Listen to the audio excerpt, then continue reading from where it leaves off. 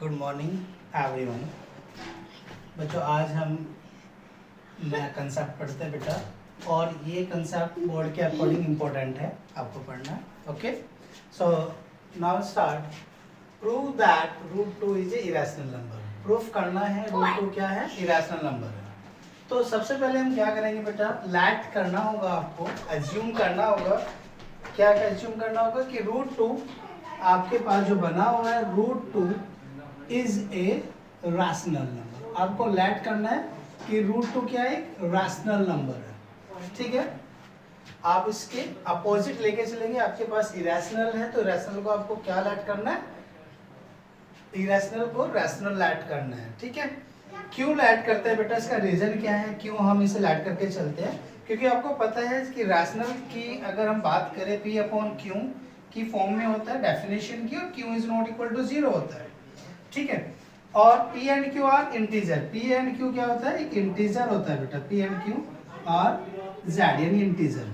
ठीक है, और इसी के साथ बेटा अगर हम बात करें आगे इसकी डेफिनेशन की, P and Q is the coprime number. P and Q is a coprime number. ये को प्राइम नंबर होता है।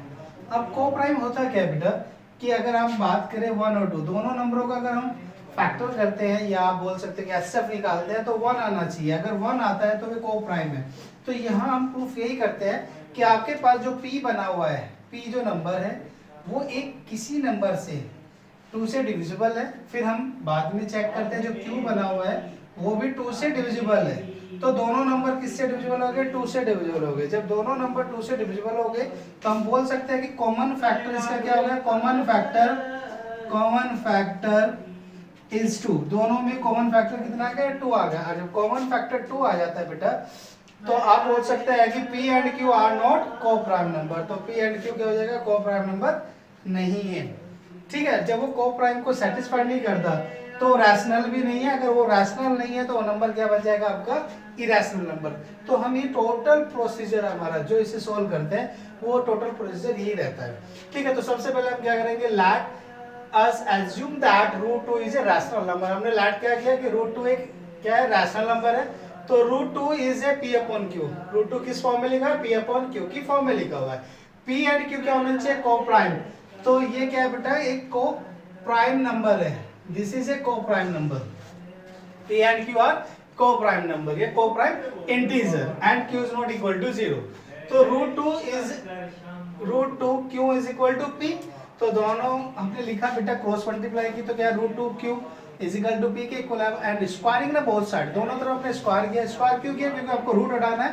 तो जैसे आप स्क्वायर करते हैं तो क्या आता है, रूट 2 का स्क्वायर 2 और Q square is equal to P square. यहाँ से हम थ्योरम पढ़ते हैं बेटा, आपके एनसीईआरटी में भी थ्योरम है। थ्योरम क्या है कि अगर कोई नंबर आपके पास है, सपोज आपके पास कोई नंबर है 9, आप इसे डिवाइड कर रहे हो 3 से, तो कंप्लीटली डिविजिबल है 3 टाइम। तो ये नंबर किसका स्क्वायर होगा, 3 का स्क्वायर। तो आप बोल सकते हैं कि 3 divide by 3 is equal to 1। तो ये कंप्लीटली डिविजिबल इससे भी हो जाएगा।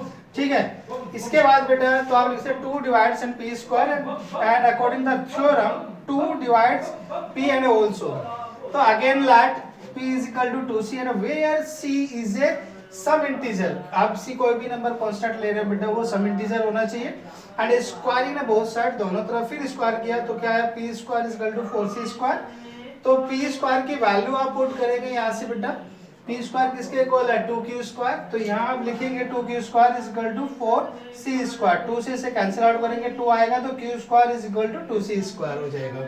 फिर अगेन आप यही थ्योरम अप्लाई करेंगे, 2 divides in Q square and 2 divides in Q and also. तो ये इसका मतलब क्या है कि 2 से Q स्क्वायर डिवाइड है तो 2 से Q भी डिवाइड हो जाएगा। It is a divisible. And तो आपको क्या मिला बेटा, A एंड B नहीं बेटा, P एंड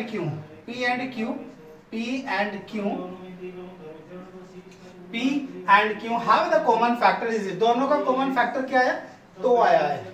ठीक है, जब ये कॉमन फैक्टर 2 आया बेटा, तो आप बोल सकते हो this contradiction has the assignment because of our incorrect. जो आप मान के चले थे वो क्या है, इनकरेक्ट कंडीशन है। तो assumption that and root 2 is rational, hence is rational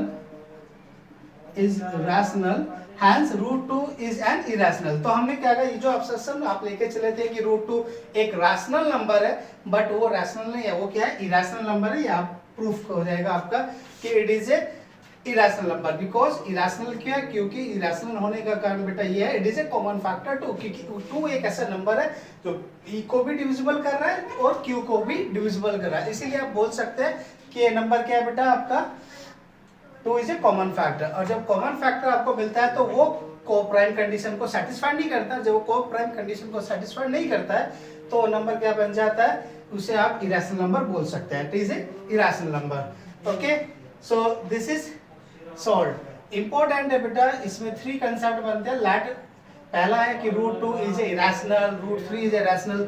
सब में ऐसे अगर सपोज यहाँ रूट 3 होता तो आप रूट 2 की जगह रूट 3 क्वेश्चन को करते हुए चलते यहाँ से, और ऐसे ही इसमें कर दे।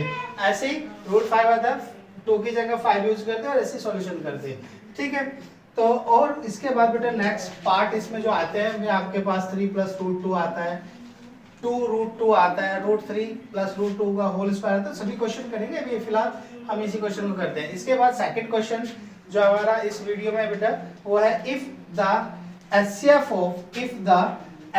Of 65 and 117 is expressible in the form 65m minus 117, then find m। बेटा आपके पास 2 नंबर दिए हैं, कौन कौन से नंबर है, एक 65 है एंड सेकंड क्या है 117 है। और उसने कहा है कि इसे जो एक्सप्रेसिबल करते हैं फॉर्म में तो क्या आता है 65 माइनस 117 आपको बनता है।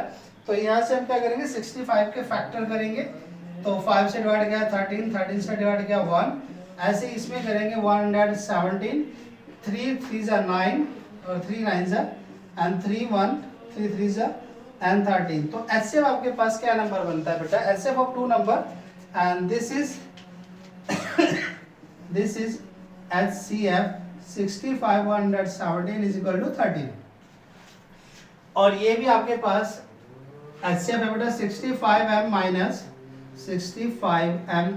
117 is equal to 13 and 65m is equal to 13 plus 117, तो 65m is equal to 130 and 65m is equal to 130 and m is equal to 130 divided by 65 and 2, so m is equal to 2। तो यहाँ पर जो m की value बनती है बेटा वो 2 हो जाती है। इट इज इम्पोर्टेंट क्वेश्चन कि ये क्या कह रहा है बेटा, आपके पास 2 नंबर दिए हैं, 2 नंबर का अगर आप HCF निकालते हैं तो 65 माइनस 117 आता है, तब आपको क्या निकालना है, m की वैल्यू निकालनी है।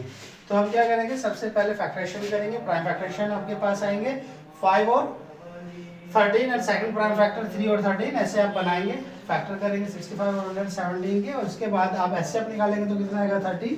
फिर आप क्या करेंगे, इसे 13 को इसके इक्वल रखेंगे, यहाँ से ये इस टर्म को इस साइड लेके जाएंगे तो प्लस हो जाएगा, तो 117 प्लस 13 ऐड करेंगे 130 आ जाएगा, और 65 से 130 को डिवाइड करेंगे 2 टाइम, तो m की वैल्यू कितनी आ जाएगी, यहाँ से 2 आ जाएगी। तो दोनों क्वेश्चन अकॉर्डिंग टू बोर्ड बेटा इंपॉर्टेंट है, दोनों क्वेश्चन आपको करने हैं।